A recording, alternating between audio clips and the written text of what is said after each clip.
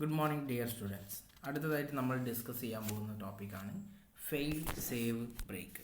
Fail എന്ന് പറഞ്ഞാൽ നമുക്ക് പരാജയപ്പെടുക എന്നുള്ള അർത്ഥമാണ്.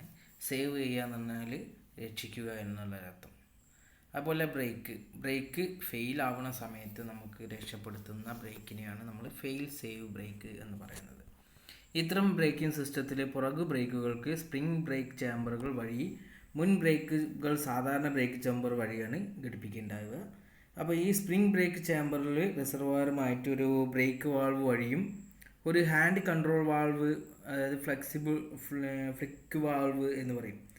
അതായത് നമ്മളുടെ ഹാൻഡ് ബ്രേക്കിൻ്റെ വാൾവാണ്, അതിനെ ഫ്ലിക്ക് വാൾവാണെന്ന് പറയുക. ഇതുവഴിയാണ് ബന്ധിപ്പിക്കുന്നത്. അപ്പോൾ ഇതിൻ്റെ ഒരു ചിത്രമാണ് ഇത് കാണുന്നത്. എയർ കംപ്രസർ കാണാം, അത് കഴിഞ്ഞ് അൺലോഡർ വാൾവ് കാണാം, അത് കഴിഞ്ഞിട്ട് നേരെ റിസർവോയർ കാണാം. അത് കഴിഞ്ഞ ശേഷം ഒരു എയർ ഫിൽറ്റർ കാണാം. എയർ ഫിൽറ്ററിന് പിന്നെ പോകുന്നത് രണ്ട് ബ്രാഞ്ച് ആയിട്ടാണ് പോകുന്നത്. ഒന്ന് നേരെ ഒരു ഹാൻഡ് കൺട്രോൾ വാൾവിലേക്കാണ് പോകുന്നത്. അതുകൂടാതെ മറ്റേ കണക്ഷൻ നേരെ പോകുന്നത് ഒരു പ്രഷർ ഗേജ് വഴി നേരെ ബ്രേക്ക് വാൾവിലേക്കാണ് പോകുന്നത്. ബ്രേക്ക് വാൾവ് നിങ്ങൾക്ക് എല്ലാവർക്കും അറിയാം. നമുക്ക് ബ്രേക്ക് പെഡൽ അമർത്തുന്ന സമയത്ത് ഓപ്പറേറ്റ് ചെയ്ത് എയറിനെ കടത്തി വിടാനുള്ള വാൾവാണ് ബ്രേക്ക് വാൾവ്.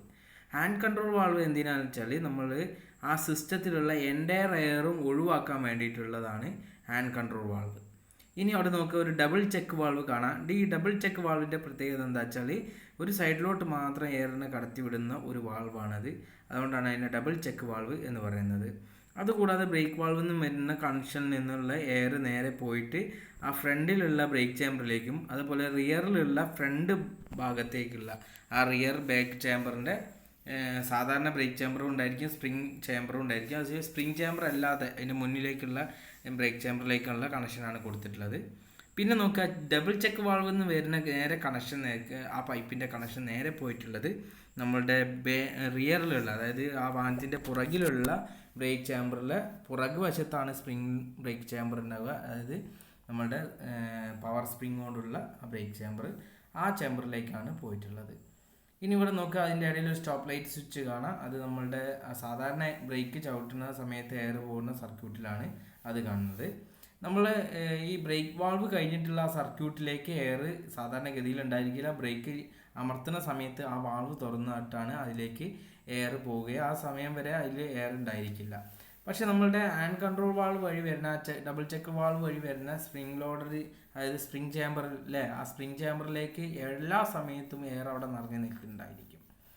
എല്ലാ സമയത്തും എന്ന് പറഞ്ഞു കഴിഞ്ഞാൽ നമ്മൾ ആ വാഹനത്തിന് എയർ സഫീഷ്യൻ്റ് ആയിട്ട് റിസർവോയറിൽ സഫീഷ്യൻ്റ് ആയിട്ടുള്ള എയർ ഉണ്ടെങ്കിൽ നമ്മുടെ ബ്രേക്ക് ചേമ്പറിലും എയർ വന്ന് നിൽക്കണ്ടായിരിക്കും. അതായത് നമ്മളുടെ സ്പ്രിംഗ് ചേമ്പറിൽ, ബ്രേക്ക് ചേമ്പറല്ല സ്പ്രിംഗ് ചേമ്പറിൽ. പിന്നെ സർവീസ് ബ്രേക്കുകളിൽ ബ്രേക്ക് വാൾവ് വഴിയും പാർക്കിംഗ് ബ്രേക്കുകളെ ഹാൻഡ് കൺട്രോൾ ലിവറുമായിട്ടാണ് ബന്ധിപ്പിക്കുക. അപ്പോൾ നമ്മളുടെ ഡ്രൈവറിൻ്റെ സൈഡിലായിട്ട് ഇതുപോലുള്ള ലിവർ നിങ്ങൾക്ക് കാണാൻ കഴിയും. ഡ്രൈവറിൻ്റെ സ്റ്റെയറിങ്ങിൻ്റെ വലത്തെ സൈഡിലായിട്ട് ഇതുപോലുള്ള ലിവർ കാണാൻ കഴിയും. ഈ ലിവറിനാണ് നമ്മൾ ഹാൻഡ് ബ്രേക്കിൻ്റെ ലിവർ എന്ന് പറയുക. അതായത് നമ്മളുടെ ഈ ഒരു കൺട്രോൾ വാൾവാണ്, ഹാൻഡ് കൺട്രോൾ വാൾവാണത്. ആ ലിവർ നേരെ താഴേക്ക് താഴ്ത്തുന്ന സമയത്ത്, ആ ലിവർ പിടിച്ച് താഴ്ത്തുന്ന സമയത്ത് നമ്മളുടെ ബ്രേക്കിംഗ് സിസ്റ്റത്തിൽ, അതായത് ആ ടാങ്കിൽ റിസർവോയറിൽ അടക്കമുള്ള എയർ മൊത്തം വെളിയിലോട്ട് പോകും. അതായത് ആ സിസ്റ്റത്തിൽ, ആ എയർ ബ്രേക്കിൻ്റെ സിസ്റ്റത്തിൽ എവിടെയും നമുക്ക് എയർ കാണാൻ കഴിയില്ല. ആ എയർ മൊത്തം നമുക്ക് പുറത്തേക്ക് പോകും. പിന്നെ ഒരു കാര്യം ശ്രദ്ധിക്കുക, ഈ ഒരു സംഭവം വാഹനം നിർത്തിയിടുമ്പോഴൊക്കെയാണ് ഉപയോഗിക്കേണ്ടത്. അതായത് കുത്തനെയുള്ള ഇറക്കത്തിലോ അല്ലെങ്കിൽ കുത്തനെയുള്ള കയറ്റത്തിലൊക്കെ വണ്ടി നിർത്തിയിടുന്ന സമയത്ത് നമ്മൾ ഉപയോഗിക്കേണ്ട ബ്രേക്കാണ്. അതുകൂടാതെ വാഹനം സാധാരണഗതിയിൽ നിർത്തിയിടുന്ന സമയത്ത് ആ വാഹനം ആരും എടുക്കാതിരിക്കാനൊക്കെ വേണ്ടിയിട്ട് നമ്മൾ ഒരു സേഫ് ആയിട്ട് നമുക്ക് വാഹനത്തെ നിർത്തിയിടാൻ വേണ്ടിയിട്ട് ഉപയോഗിക്കുന്ന ഒരു ബ്രേക്കാണ്. അത് നമ്മൾ ഹാൻഡ് കൺട്രോൾ ലിവർ താത്തിയിട്ടാണ് നമ്മൾ ചെയ്യുക. എൻ്റെ സിസ്റ്റത്തിൽ എയർ മൊത്തം പോകും. ആ എയർ മൊത്തം പോയി കഴിഞ്ഞാൽ നമ്മൾ ആദ്യം ഡിസ്കസ് ചെയ്യുന്ന സ്പ്രിംഗ് ചേമ്പർ എങ്ങനെ വർക്ക് ചെയ്യുക എന്നുള്ളത്. ആ സ്പ്രിംഗ് ചേമ്പറിൻ്റെ അതായത് ആ പവർ സ്പ്രിംഗ് ഉള്ളതിൻ്റെ ഡയഫ്രത്തിൻ്റെ ഇപ്പുറത്തെ സൈഡിലുള്ള എയർ മൊത്തം ലീക്കായി പോയി കഴിഞ്ഞാൽ പവർ സ്പ്രിങ് ആ പിസ്റ്റലിനെ ഇങ്ങോട്ട് തള്ളിയിട്ട് നമ്മളെ ബാക്കിലുള്ള ബ്രേക്ക് പിടിക്കുകയാണ് ചെയ്യുക. അപ്പോൾ അത് നമ്മൾ ഇതിന് മുന്നുള്ള ആ വീഡിയോസിൽ നമ്മൾ ഡിസ്കസ് ചെയ്ത കാര്യമാണ്. എയർ ബ്രേക്കിൻ്റെ വീഡിയോസിൽ ഡിസ്കസ് ചെയ്തതാണ്. അപ്പോൾ ഹാൻഡ് ബ്രേക്ക് എന്ന് പറഞ്ഞു കഴിഞ്ഞാൽ ആ എൻ്റയർ സിസ്റ്റത്തിൽ എയർ ഒഴിവാക്കുക എന്നുള്ളതാണ് നമ്മൾ ചെയ്യുന്നത്. അങ്ങനെ എയർ ഒഴിവാക്കി കഴിഞ്ഞാൽ നമ്മളുടെ സ്പ്രിംഗ് ബ്രേക്ക് ചാമ്പർ നിറഞ്ഞിരിക്കുന്ന വായു പുറത്തേക്ക് ചോർത്തിക്കളയും. ഈ സമയം പവർ സ്പ്രിങ്ങിൻ്റെ മർദ്ദത്താൽ ബ്രേക്ക് ചാമ്പറിലെ ഡയഫ്രം തള്ളപ്പെടുകയും പുറകിലെ ബ്രേക്കുകൾ മാത്രം എന്ത് ചെയ്യും, പ്രവർത്തിക്കും. അത് പുറകിലെ ബ്രേക്ക് നമുക്ക് പിടിക്കും.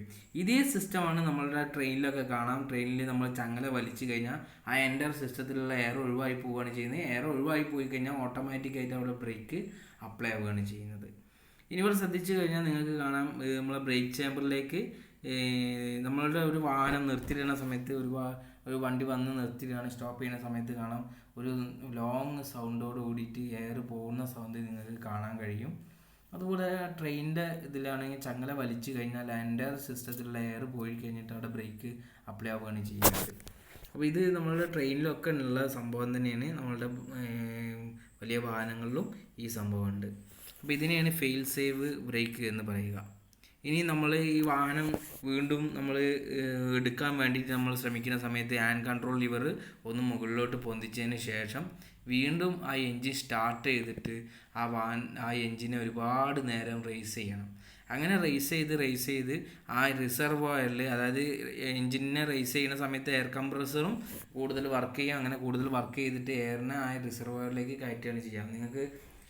നിങ്ങൾക്ക് അറിയാൻ കഴിയും, ഒരു ബസ് ഒരു ദിവസം രാവിലെ എടുക്കുമ്പോൾ ആ എടുക്കുന്ന സമയത്ത് കുറേ നേരം നിർത്തിയിട്ട് അത് റണ്ണിങ്ങിലിടുന്നത് നിങ്ങൾക്ക് കാണാൻ കഴിഞ്ഞിട്ടുണ്ടായിരിക്കും. അതിന് കാരണം ഇതാണ്, ആ റിസർവോയറിലെ അതുകൂടാതെ ആ മൊൻഡർ സിസ്റ്റത്തിലേക്ക് എയർ നിറയണ വരെ വെയിറ്റ് ചെയ്യാണ് അത് ചെയ്യുന്നത്. എയർ വെയിറ്റ് ചെയ്ത എയർ നിറഞ്ഞു കഴിഞ്ഞാൽ മാത്രമേ അവിടെയുള്ള ആ ബ്രേക്ക് പിടിച്ചത്, അതായത് ആ ഹാൻഡ് ബ്രേക്ക് എന്ന് പറഞ്ഞിട്ടുള്ള സിസ്റ്റം ഒഴിവാകുകയുള്ളൂ. ഓക്കെ, അവിടെ ബ്രേക്കിൻ്റെ ഇത് ഒഴിവാകുകയുള്ളൂ. അതിന് വേണ്ടിയിട്ടാണ് ആ ഒരു സംഭവം ചെയ്യുന്നത്. ഓക്കെ, അടുത്തത് നമ്മൾ ഡിസ്കസ് ചെയ്യുന്നത് ഡ്യുവൽ എയർ ബ്രേക്കിനെ കുറിച്ചിട്ടാണ്. നമ്മൾ ഒരുപാട് വലിയ വാഹനങ്ങളിലൊക്കെ, അപ്പോൾ അശോക് ലൈലാൻഡിൻ്റെ ഒരു ലോറിയൊക്കെ എടുത്തു കഴിഞ്ഞാൽ നിങ്ങൾക്ക് കാണാൻ കഴിയും, ഒരു വലിയ ടാങ്കും കാണാം, അതിൻ്റെ കൂടെ 2 ചെറിയ ടാങ്കുകളും നിങ്ങൾക്ക് കാണാം. ഇപ്പോൾ ഇവിടെ നോക്കുക, അതിനെ പറ്റിയിട്ട് ഡിസ്കസ് ചെയ്യാം. ഇതാണ് സംഭവം. നമ്മളുടെ കംപ്രസർ കഴിഞ്ഞാൽ നേരെ അൺലോഡർ വാൾവ് വരും. അത് കഴിഞ്ഞാൽ ഒരു ടാങ്ക് വരും, ഒരു വലിയ ടാങ്ക് വരും. ആ ടാങ്കിൽ നമ്മൾ പറഞ്ഞ പേര് മെയിൻ റിസർവോയർ എന്നാണ്, മെയിൻ ടാങ്ക്. അത് കഴിഞ്ഞാൽ നേരെ വരുന്നത് ഒരു സിസ്റ്റം പ്രൊട്ടക്ഷൻ വാൾവ് എന്ന് പറഞ്ഞിട്ടുള്ള ഒരു വാൾവിലേക്കാണ്. ആ വാൾവ് വഴി നേരെ ഹാൻഡ് കൺട്രോൾ വാൾവ് വഴി നമ്മളുടെ ഹാൻഡ് ബ്രേക്ക് പിടിക്കാൻ വേണ്ടിയിട്ടുള്ള ആ സിസ്റ്റത്തിലേക്ക് ഒരു കണക്ഷൻ പോണ് കാണാം. അതുകൂടാതെ നമ്മളുടെ ഒരു 2 സർവീസ് റിസർവോയർ എന്ന് പറഞ്ഞാണ്ട് 2 ചെറിയ ടാങ്കിലേക്കും കൂടി സർവീസ് റിസർവോയർ എന്നതിനെ പറയും. ആ 2 റിസർവോയറിലേക്ക് പോകുന്നതാണ്. അത് കഴിഞ്ഞാൽ അതിന് നേരെ 2 പ്രഷർ ഗേജ് വഴി 2 എയർ ഫിൽറ്റർ വഴി അത് നേരെ പോകുന്നത് ഡ്യുവൽ എയർ ബ്രേക്ക് വാൾവിലേക്കാണ്. ഡ്യുവൽ ബ്രേക്ക് വാൾവ് എന്ന് പറഞ്ഞു കഴിഞ്ഞാൽ 2 ഇൻലെറ്റും 2 ഔട്ട്ലെറ്റും വരുന്ന ഒരു വാൾവായിരിക്കും ഡ്യുവൽ എയർ ബ്രേക്ക് വാൾവ്. ഇത് നമ്മൾ ബ്രേക്ക് വാൾവ് പറഞ്ഞ സമയത്ത് പറഞ്ഞൊരു കാര്യമാണ് ഡ്യുവൽ എയർ ബ്രേക്ക് വാൾവ് എന്നുള്ളത്.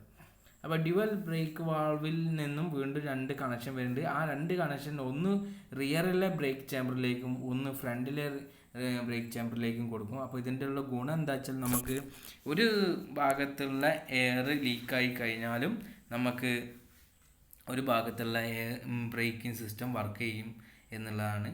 അപ്പോൾ ഇതിൻ്റെ പ്രത്യേകത അതാണ്, ഒരു സിസ്റ്റം ഫെയിലായി കഴിഞ്ഞാലും മറ്റേ സിസ്റ്റം വർക്ക് ചെയ്യും എന്നുള്ളതാണ് ഈ ഒരു സിസ്റ്റത്തിൻ്റെ പ്രത്യേകത.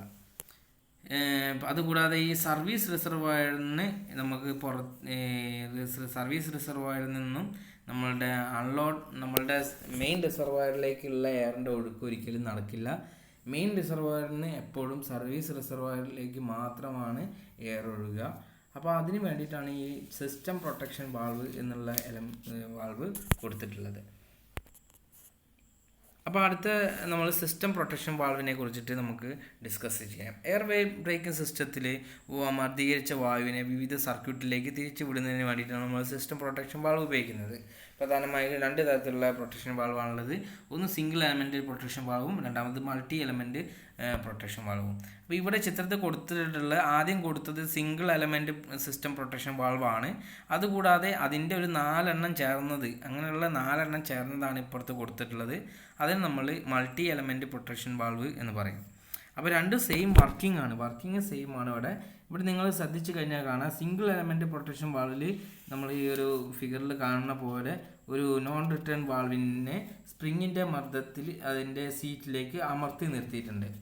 ഓക്കെ, അതുകൂടാതെ നമ്മൾ അതിൻ്റെ മുകളിലായിട്ട് ഒരു പിസ്റ്റനെ നിങ്ങൾക്ക് കാണാം. ആ പിസ്റ്റനെ സ്പ്രിങ്ങിൻ്റെ സഹായത്താൽ താഴേക്ക് തള്ളി നിർത്തിയിട്ടുണ്ട്.